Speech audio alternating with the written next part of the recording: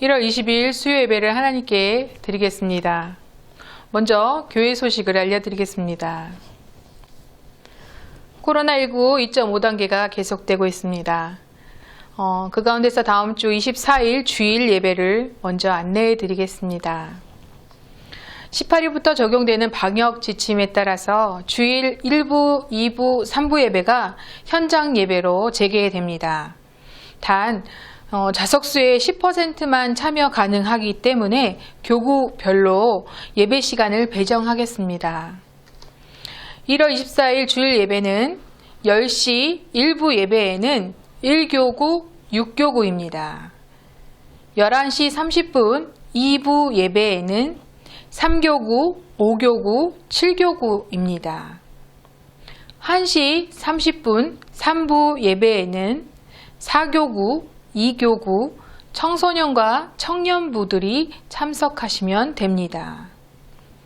이 내용은 주일 전 전교인 문자로 다시 한번 공지 예정입니다. 주일 2부 예배인 11시 30분 예배는 유튜브로 실시간 송출될 예정입니다. 수요 예배는 종전과 같이 영상 예배로 송출될 예정이니 그 점 유의하시면 좋겠습니다. 그 외 모든 예배와 모임은 역시 중단합니다. 매일 아침 월요일부터 금요일까지 사랑의 메시지 카톡이 전송되고 있습니다. 문의하실 일이 있으면 사무실로 하여 주시기 바랍니다. 오늘 우리에게 주시는 하나님의 말씀은 마태복음 20장 13절에서 16절까지의 말씀입니다. 예배 드리시는 여러분도 함께 읽으시기 바랍니다. 주인이 그 중에 한 사람에게 대답하여 이르되 친구여 내가 내게 잘못한 것이 없노라. 내가 나와 한 데나리온의 약속을 하지 아니하였느냐. 내 것이나 가지고 가라. 나중은 이 사람에게 너와 같이 주는 것이 내 뜻이니라. 내 것을 가지고 내 뜻대로 할 것이 아니냐. 내가 선함으로 내가 악하게 보느냐. 이와 같이 나중된 자로서 먼저 되고 먼저 된 자로서 나중되리라. 아멘.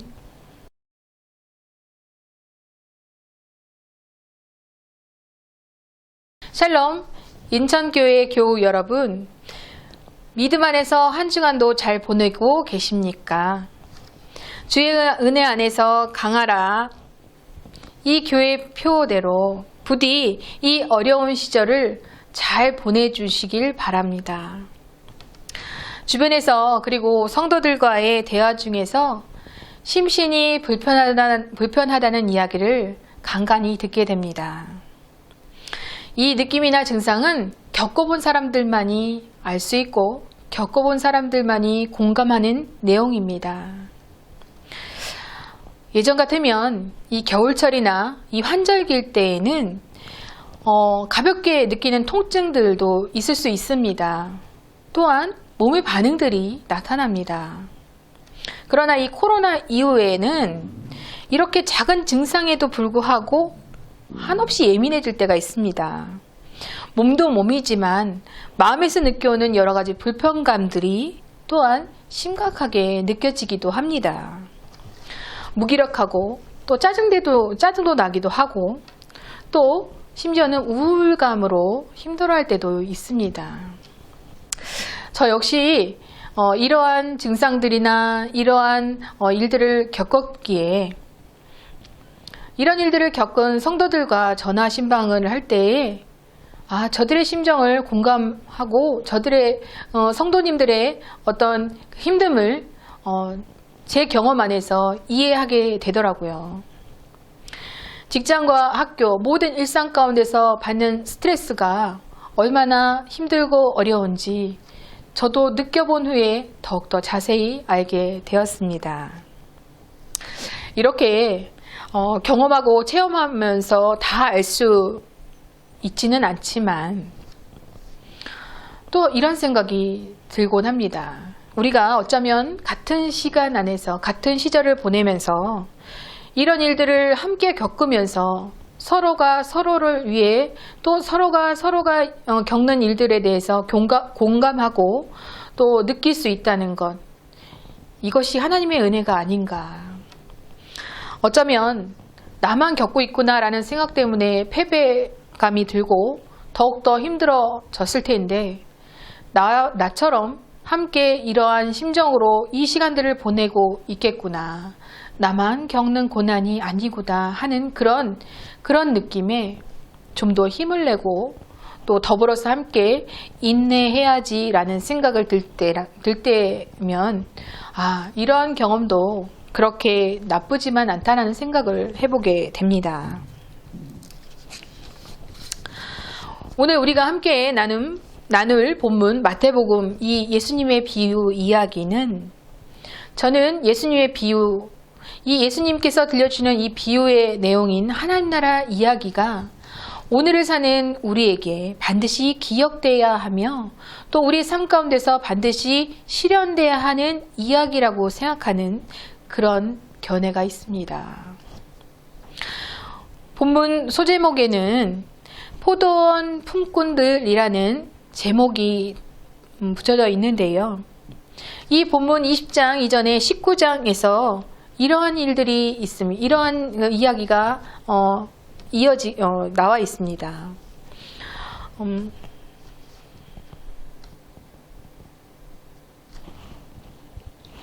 오늘 우리가 함께 나눌 본문은 마태복음의 예수의 비유입니다. 저는 예수님의 비유로서 들려주시는 이 하나님 나라 이야기가 오늘을 살아갈 때에 반드시 기억돼야 하며 체험되어야 한다는 그런 인생 이야기라고 여깁니다. 본문의 소제목에는 포도원 품꾼들이라고 이 비유의 소제목이 되어 있습니다. 이 비유의 전에 19장 이야기에서 이런 이야기가 나옵니다. 영생을 얻는 방법을 묻는 부자 청년을 향해서 예수님께서 이렇게 말씀해 주십니다. 내 소유를 팔아 가난한 자들에게 주라. 그리하면 하늘에서 보화가 내게 있으리라.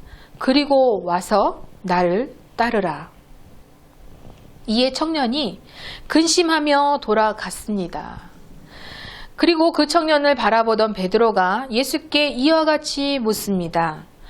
우리가 모든 것을 버리고 주를 따랐습니다. 그러면 우리는 무엇을 얻을 수 있겠습니까? 그러기에 주님은 이렇게 19장 30절에 이렇게 말씀하십니다. 그러나 먼저 된 자로서 나중되고 나중된 자로서 먼저가 될 자가 많으니라.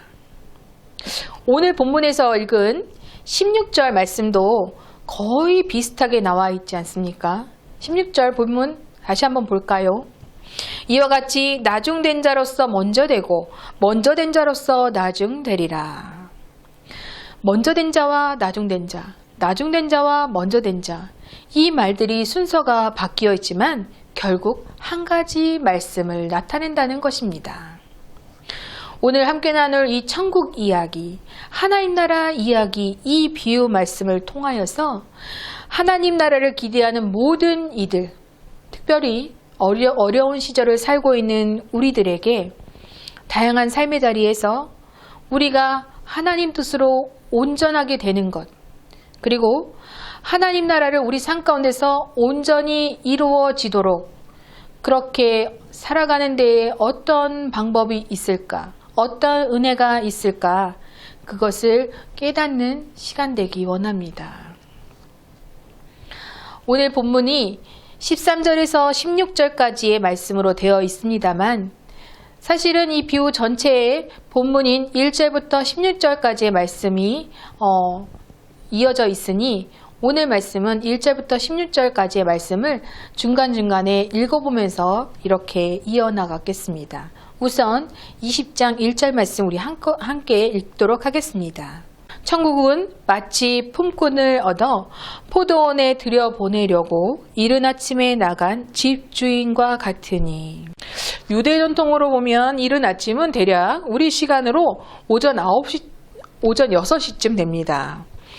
포도원 집주인은 하루 품삯을 한 데나리온으로 주기로 약속을 하고 일꾼을 자신의 포도원으로 데리고 옵니다. 일이 이미 시작했다는 것은 자신이 자신의 포도원 안에서 적절한 인력이 보충되었다라는 말이기도 합니다. 그런데도 이 주인은 다시 장터로 나갑니다. 제3시, 제6시, 제9시.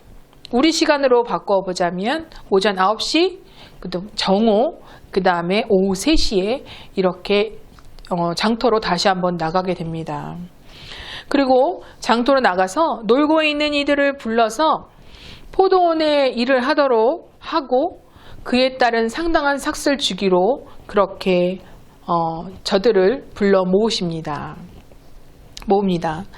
여기서 그치는 것이 아니라 6절에서 7절까지의 내용처럼 제11시 그러니까 오후 5시에 한 번 더 장터로 나갑니다. 우리 그 말씀을 직접 읽도록 해보겠습니다. 6절에서 7절 말씀입니다. 또 나가서 보니 서 있는 사람이 또 있는지라.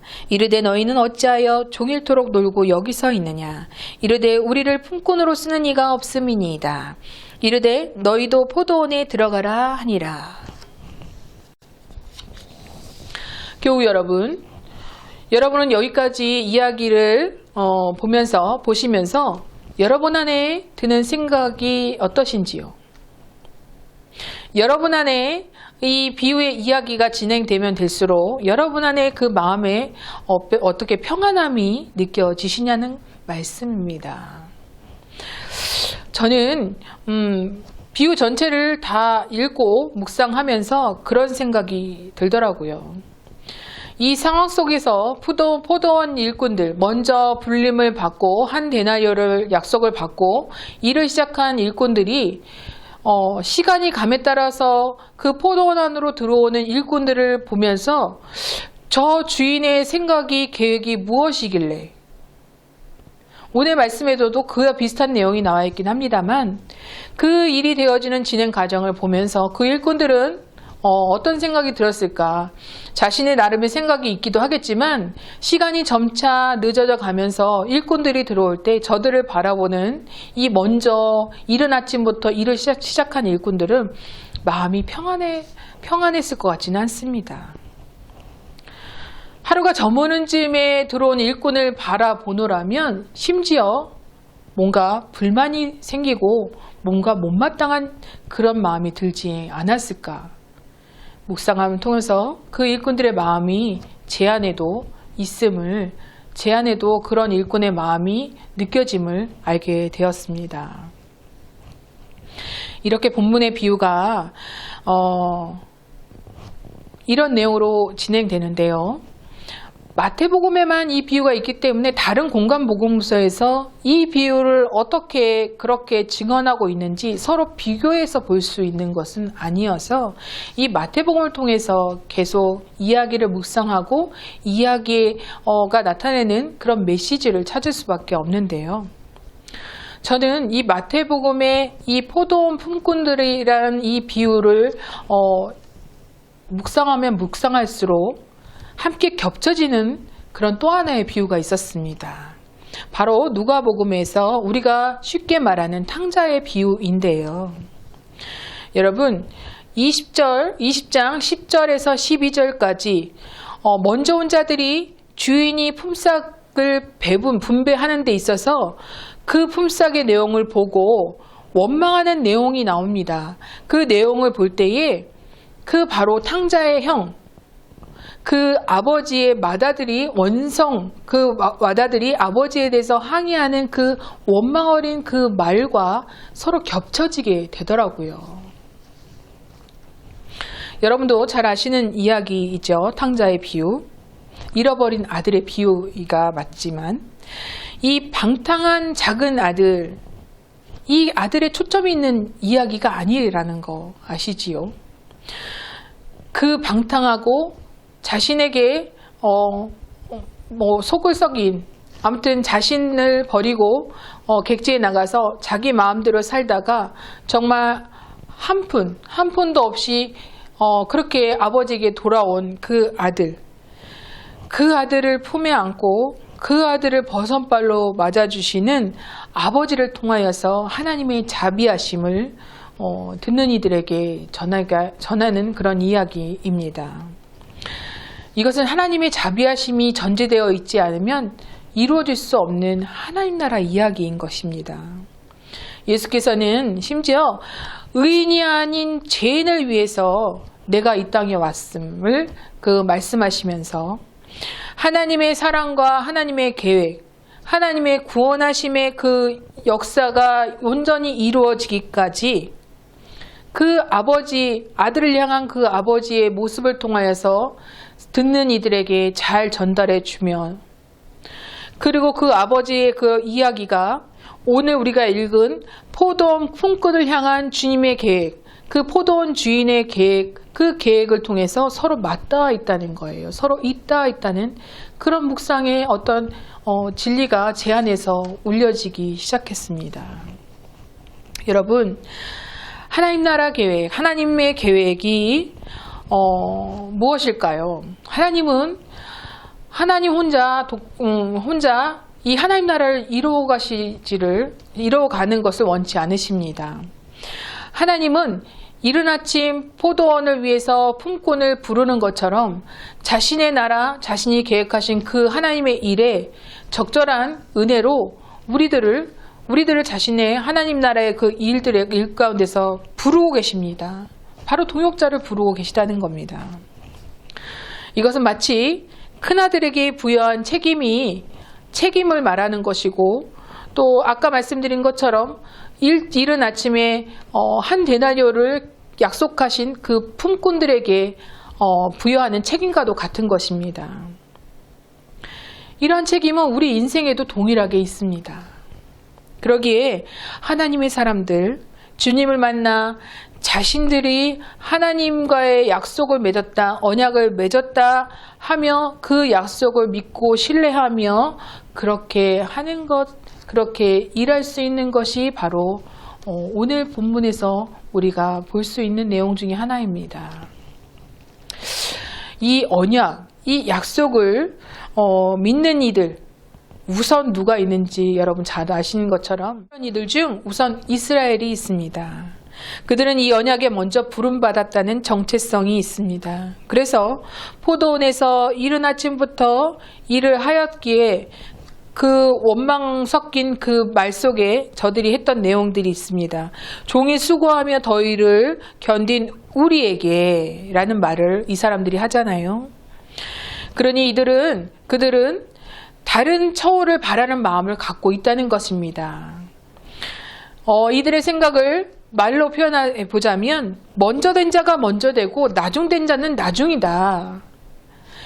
이게 정의이고 이게 이치고 이게 바른 처우이다 라는 것입니다.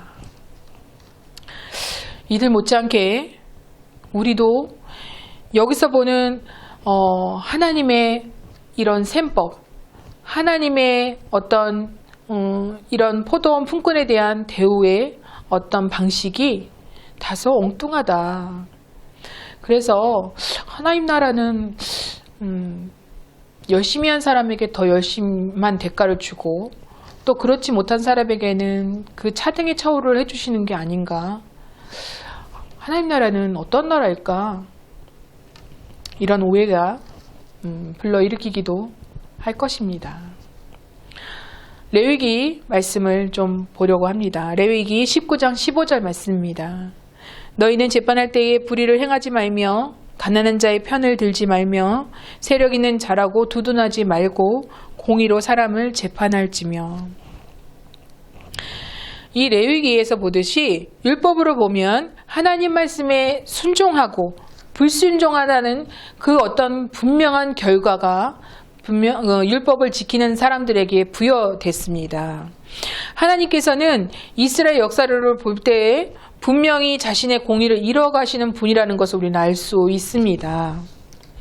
예수님께서는 이 율법을 폐하러 오셨다고 하지 않으셨습니다. 그래서 저들의 원망 어린 섞인 소리에 하나님께서는 이렇게 그 비유 안에서 이렇게 말씀을 하고 있는 것입니다. 13절 말씀입니다. 주인이 그 중 한 사람에게 대답하여 이르되 친구여 내가 내게 잘못한 것이 없노라. 내가 나와 한 데나리온의 약속을 하지 아니하였느냐.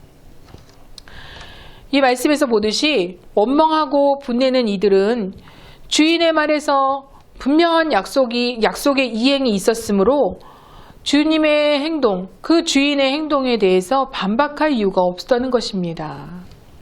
저들이 말하는 정의가 자신들과의 약속 안에서 분명히 이루어졌기 때문입니다. 그러나 하나님께서는 온 일꾼들에게 하루 품삯인 한 데나리온씩 약속하였습니다. 이것은 분명한 하나님의 약속입니다.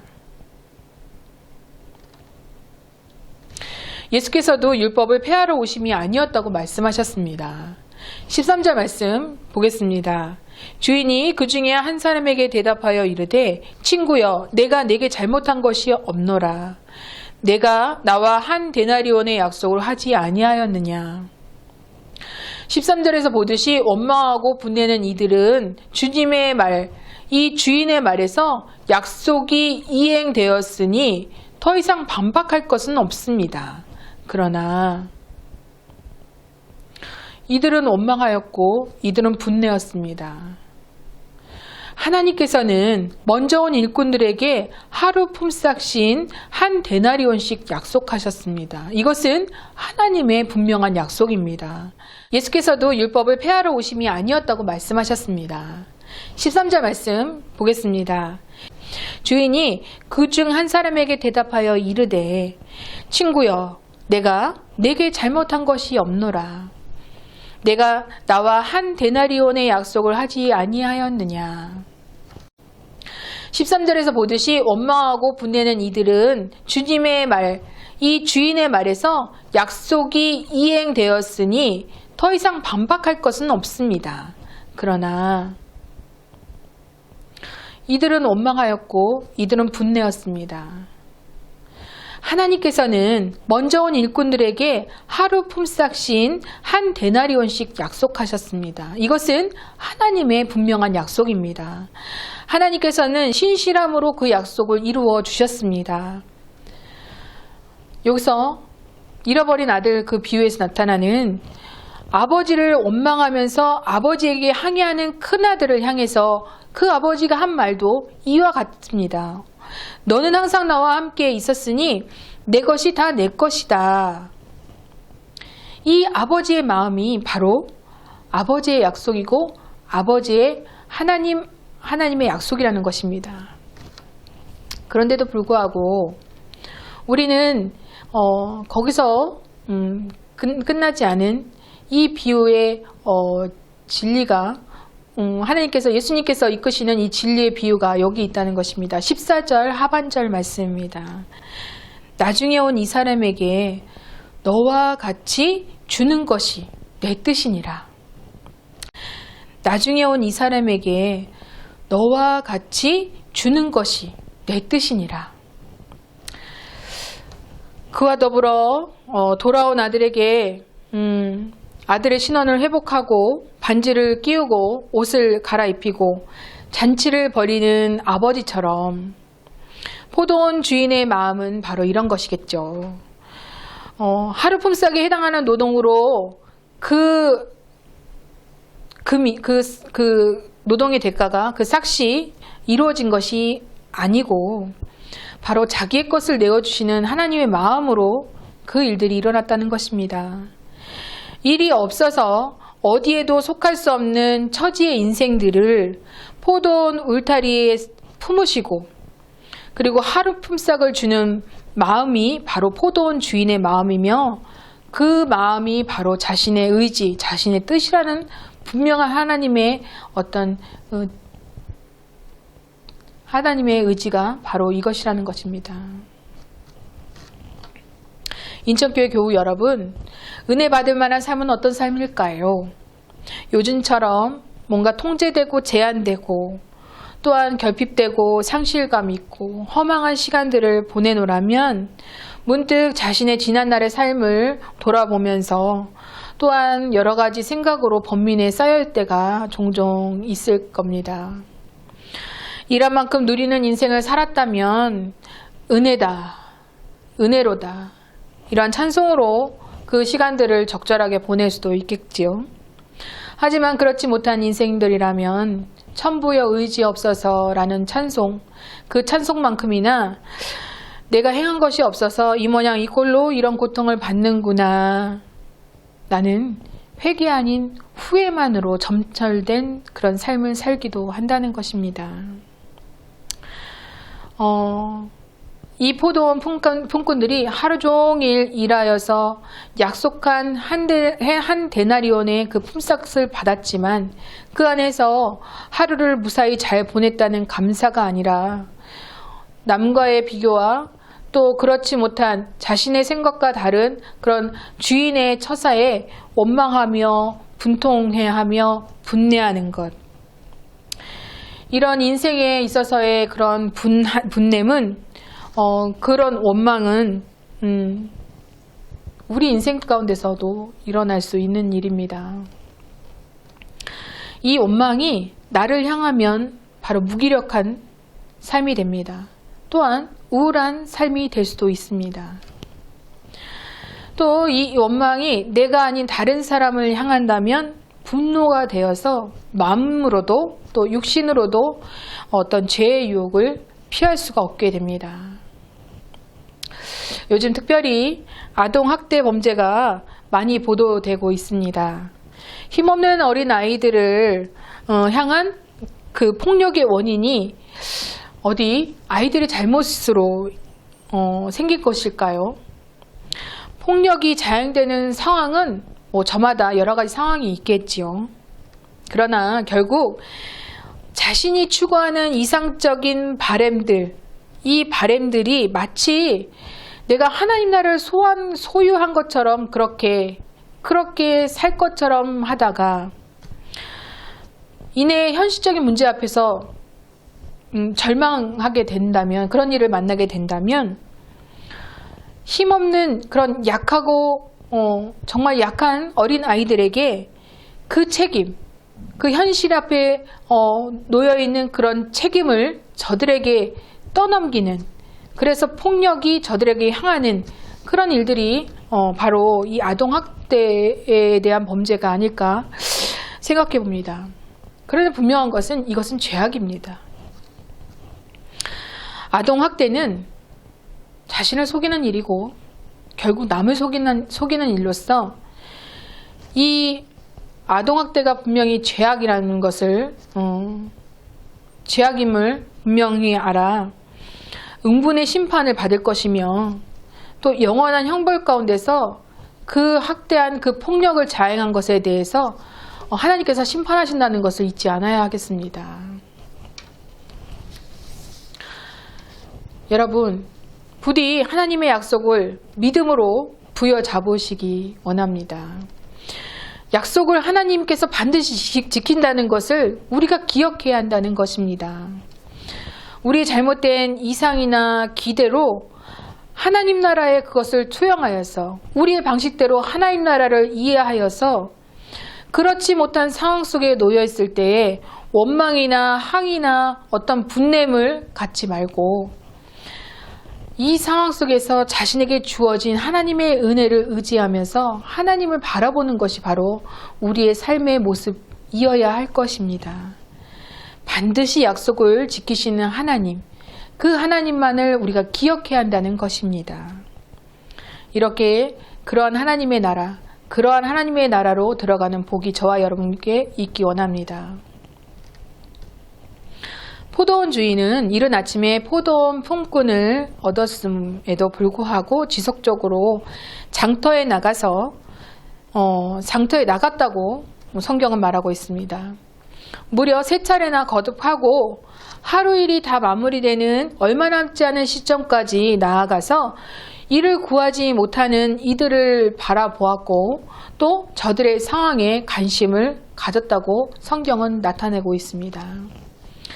우리는 이런 포도원 주인의 행동을 보면서 하나님 나라를 완성해 가시는 하나님의 모습, 하나님을 만날 수 있습니다. 어릴 적 고무줄 놀이하던 기억이 있습니다. 여자아이들이 하는 대표적 놀이 중에 하나인데요. 두 사람 사이에 고무줄을 들여져 있고 점점 고무줄 높이를 높여가면서 노래와 규칙에 따라서 진행되는 그런 놀이입니다. 지금 생각해보면 사교육이 없었던 그 당시에 아이들은 그 놀이를 통해서 노래도 연습하게 되고 리듬감도 익히게 되고 또 체력적으로 얼마나 강해집니까? 이 체력 활동이니. 그래서 사교육이 없어도 어느 정도 예체능의 기질들이 어떤 발견이 되고 또 계속 연습이 되고 훈련이 될 수 있는 그런 놀이가 아니었나 생각해 봅니다. 그런데 이런 놀이를 하다 보니까 제 기억에는 고무줄의 묘미는 깍두기 선수에 있다는 생각을 해봅니다. 제가 대표적인 깍두기라서 하는 말은 아닙니다. 우리 전통 놀이 가운데서 이 깍두기들이 실력이 부진해서 존재하는 그런 사람들이 아니지 않아요? 또 편을 나눌 때에 남는 일을 놀이에 끼워 넣기 위해서 생겨낸 어떤 법칙만은 아니잖아요. 이 깍두기라는 어떤 놀이의 어떤 법칙에서 좀 더 가치를 부여해 보자면 놀이에서는 모든 상황이 함께 한다는 그런 의미가 있는데 이 함께 하기 위해서는 깍두기라는 법칙이 존재해야 한다는 것입니다. 소외받지 않고 모두가 다 누릴 수 있고 모두가 다 즐길 수 있는 그런 깍두기가 있어야 된다는 것입니다. 그래서 우리 전통 놀이는 우리들이 놀았던 그 놀이 문화에서는 참 재밌기도 하고 흥미진진도 하지만 인생에 살면서 느낄 수 있는 그런 중요한 교훈이 있어 보입니다. 이 깍두기가 진정 빛나게 될 때를 여러분 아십니까? 여러분 어떨 때가 이 깍두기의 존재가 빛난다고 생각하십니까? 예상치도 못하게 깍두기가 선전하여서 승패가 뒤집혀질 때라고 생각하십니까? 저는 이 깍두기가 진정 빛나게 되는 순간은 깍두기를 향해서 양쪽 팀에서 인정하고 응원하고 저를 향한 지지하는 그런 어떤 순간들이라고 생각합니다. 깍두기여서 위축당하는 것이 아니고요. 깍두기가 열심히 자신에게 주어진 그런 경기나 놀이를 할 때에 그 실력을 인정하고 또 승패에 떠나서 양쪽 팀에서 응원할 때 정말 깍두기의 어떤 가치가 존재가 빛난다고 생각하는 것입니다. 우여곡절 끝에 늦게나마 이 포도원에 투입된 일꾼들이 마치 이 깍두기 같은 사람들 아닐까요? 성과 위주의 세상에서는 상상할 수 없는 일입니다. 세상 가치관으로는 용납될 수 없는 처사입니다. 그러나 하나님 나라, 이 천국에서는 이와 같은 일이 일어날 수 있다는 것입니다. 내 것을 가지고 내 뜻대로 할 수 있는 주님께서는 선한 분이십니다. 그렇기 때문에 깍두기 같은 인생들이 회복되고 또 깍두기 같은 인생들이 자신의 존재감이나 자신의 감정들을 드러내고 표출할 수 있도록 그렇게 초대하는 분이 바로 하나님이십니다. 1절 다시 한번 볼까요? 천국은 마치 품꾼을 얻어 포도원에 들여보내려고 이른 아침에 나간 집주인과 같으니. 16절 또 한번 보겠습니다. 이와 같이 나중된 자로서 먼저 되고 먼저 된 자로서 나중되리라. 말씀에서 보듯 하나님의 선하심과 의지로 이루어진 하나님 나라는 품꾼을 얻어 포도원에 들여보내려고 하는 이른 아침에 나간 집주인의 마음입니다. 또한 나중된 자로서 먼저 되고 먼저 된 자로서 나중되게 하시는 뜻을 이루시는 분이심을 오늘을 살아가는 우리는 잊지 말아야 하겠습니다. 시편 139편 1절에서 12절까지를 함께 읽기 원합니다. 다윗의 시인데요. 시인은 늘 함께 하시는 하나님을 그 어떤 상황에서도 누렸음을 이 시에서 잘 나타내고 있습니다. 우리도 요새 같아선 예배 때에 찬송도 마음껏 하지 못하는 그런 시대를 살고 있습니다만 우리도 동일한 마음으로 찬송하듯이 읽어보겠습니다. 다윗의 시인데요. 시인은 늘 함께 하시는 하나님을 그 어떤 상황에서도 누렸음을 이 시에서 잘 나타내고 있습니다. 우리도 요새 같아선 예배 때에 찬송도 마음껏 하지 못하는 그런 시대를 살고 있습니다만 우리도 동일한 마음으로 찬송하듯이 읽어보겠습니다. 시편 139편 세 번역본으로 읽겠습니다. 주님께서 나를 샅샅이 살펴보셨으니 나를 환히 알고 계십니다. 내가 앉아 있거나 서 있거나 주님께서는 다 아십니다. 멀리서도 내 생각을 다 알고 계십니다. 내가 길을 가거나 누워 있거나 주님께서는 다 살피고 계시니 내 모든 행실을 다 알고 계십니다. 내 혀를 놀려 아무 말 하지 않아도 주님께서는 내가 하려는 말을 이미 다 알고 계십니다. 주님께서는 나의 앞뒤를 두루 감싸주시고 내게 주님의 손을 얹어 주셨습니다. 이 깨달음이 내게는 너무 놀랍고 너무 높아서 내가 감히 측량할 수조차 없습니다. 내가 주님의 영을 피해서 어디로 가며 주님의 얼굴을 피해서 어디로 도망치겠습니까? 내가 하늘로 올라가더라도 주님께서는 거기에 계시고 스올에다 자리를 펴더라도 주님은 거기에도 계십니다. 내가 저 동력 너머로 날아가거나 바다 끝 서쪽으로 가서 거기에 머물지라도 거기에서도 주님의 손이 나를 인도하여 주시고 주님의 오른손이 나를 힘있게 붙들어 주십니다. 내가 말하기를 어둠이 와랑 나에게 달려들어서 나를 비추던 빛이 밤처럼 되어라 해도 주님 앞에서는 어둠도 어둠이 아니며 밤도 대낮처럼 밝으니 주님 앞에서는 어둠과 빛이 다 같습니다.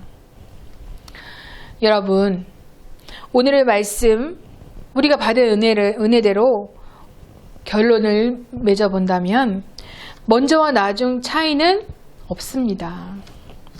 저마다 한 데나리온의 품삯을 받도록 신실하신 하나님께서 약속을 지키고 계시기 때문입니다. 또한 모든 상황 속에서 구원을 이루시기 때문에 먼저 된 자와 나중된 자는 동일하게 자신의 손에 한 데나리온이라는 품삯의 은혜를 얻을 수 있습니다. 이 시간 흩어져 있지만 수요 예배로 모인 우리는 포도원의 일꾼처럼 하나님을 알고 누리는 시간을 먼저 누릴 수도 있고 나중 누릴 수도 있습니다. 그러나 다시 한번 우리가 기억해야 하는 분명한 것은 우리에게 이미 임한 하나님 나라는 먼저가 나중되고 나중이 먼저 되는 일이 실현될 수 있는 곳이기에 먼저 된 자들은 겸손하게 나중된 자들은 회복의 은혜를 온전히 누릴 수 있도록 그것을 위해 우리가 하나님의 은혜를 기억하며 우리에게 주어진 삶을 열심히 살아가야 한다는 것입니다. 사랑하는 인천교회 여러분, 이와 같은 은혜가 저와 여러분, 이 어려운 시절을 살아가는 이 시간 속에서 있길 원합니다.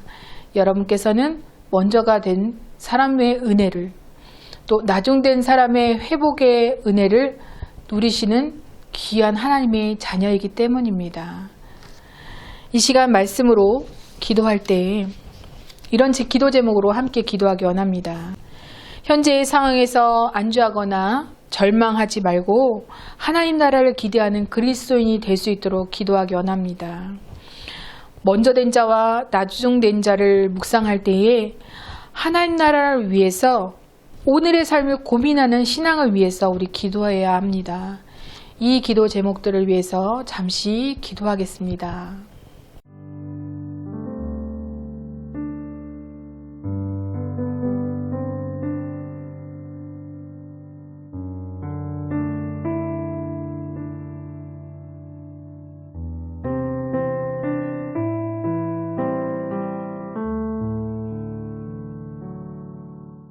이 시간은 또한 교회를 위해서 기도하는 시간을 갖고자 합니다. 2021년 비전 주의 은혜 안에서 강하라. 이 말씀이 우리 교회를 통해서 이루어지는 모든 일 가운데서 온전히 실현될 수 있도록 기도하여 주십시오. 우리 목사님을 통해서 주님의 몸된 교회와 하나님 나라가 더욱 든든히 세워져 갈 수 있도록 온 교회가 합심하여 이 일들을 감당할 수 있도록 기도하여 주십시오. 더욱이 특별히 기도하여 주실 것은 이번 주부터 재개되는 현장 예배를 위해서 하나님의 은총으로 우리의 예배를 지켜달라고 더욱 간구하여 주십시오. 기도하시겠습니다.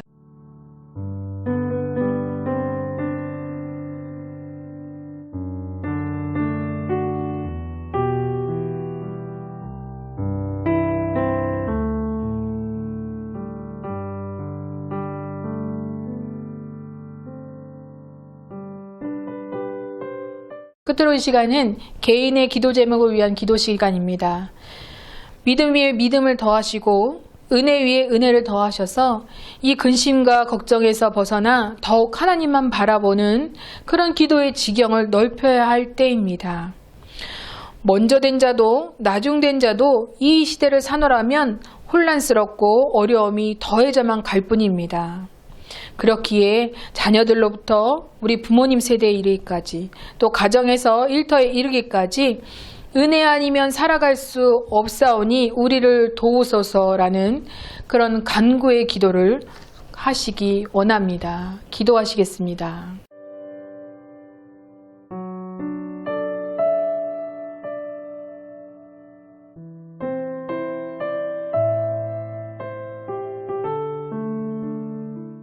이 시간 모든 예배와 말씀과 기도 위에 우리 주님께서 가르쳐 주신 기도로 예배를 마치고자 합니다. 하늘에 계신 우리 아버지, 아버지의 이름을 거룩하게 하시며 아버지의 나라가 오게 하시며 아버지의 뜻이 하늘에서와 같이 땅에서도 이루어지게 하소서. 오늘 우리에게 일용할 양식을 주시고 우리가 우리에게 잘못한 사람을 용서하여 준 것 같이 우리의 죄를 용서하여 주시고 우리를 시험에 빠지지 않게 하시고 악에서 구하소서. 나라와 권능과 영광이 영원히 아버지의 것입니다. 아멘.